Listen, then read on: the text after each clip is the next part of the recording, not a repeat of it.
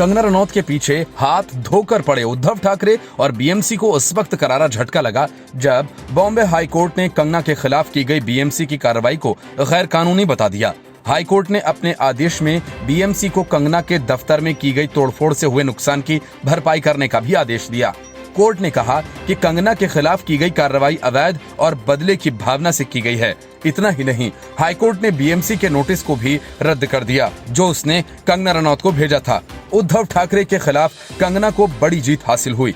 High court ने BMC को कड़ी फटकार लगाते हुए कहा कि यह बदले की भावना के तहत की गई कार्रवाई थी।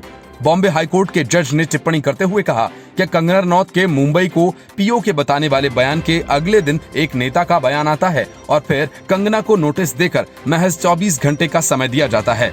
कार्रवाई होने के बाद अखबार में लिखा जाता है कि बदला ले लिया। असल में संजय राउत ने कंगना रनौत के खिलाफ मोर्चा खोला था। संजय राउत ने कंगना को बदला लेने की धमकी दी थी। उसी के ठीक 24 घंटे बाद बीएमसी ने कंगना के ऑफिस को तोड़ डाला। इतना ही नहीं, कंगना के ऑफिस में तोड़फोड़ के बाद शिवसेना ने अपने अखबार में उखाड़ डाला वाला शीर्षक पूरी खबर के साथ छापा। जाहिर है कंगना के खिलाफ एक साजिश के तहत बीएमसी ने कार्रवाई की। हाईकोर्ट ने इसके पहले संजय राउत को भी जमकर लताड़ा था और कंगना के खिलाफ की गई उनकी हरामखोर वाली टिप्पणियों को लेकर कहा था कि राजनीति करने वालों को भाषा की तमीज होनी चाहिए। कोर्ट ने अपने फैसले में कहा कि बीएमसी को कंगना रनौत के ऑफिस में की गई तोड़फोड़ के लिए हर्जाना देना होगा। हाईकोर्ट ने कंगना के ऑफिस के नुकसान का आकलन करने के आदेश भी दिए। इस संबंध में संबंधित अधिकारी मार्च 2021 तक अपनी रिपोर्ट हाईकोर्ट को सौंपेंगे। नुकसान की भरपाई के लिए एजेंसी की रिपोर्ट पर फैसला हाईकोर्ट बाद में सुनाएगा। बॉम्बे हाईकोर्ट के जज जस्टिस एसजे कैथावाला और आरआई छागला की बेंच ने इस मामले में फैसला सुनाते हुए कहा कि जिस तरह से ये तोड़फोड़ की गई वह अनधिकृत था। ऐसा गलत इरादे से किया गया था। ये याचिकाकर्ता को कानूनी मदद लेने से रोकने का एक प्रयास था।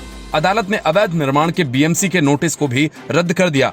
बॉम्बे हाईकोर्ट ने एक समिति बनाने के लिए कहा जो कंगना रनौत को हुए नुकसान का आकलन करेगी और फिर बीएमसी से इसकी वसूली की कार्रवाई शुरू की जाएगी। तब तक अदालत ने कंगना को रहने लायक निर्माण कार्य करने की अनुमति के साथ बीएमसी को कहा कि आगे से किसी भी नागरिक पर ऐसी कार्रवाई करने से पहले 7 दिन का नोटिस दिया जाए।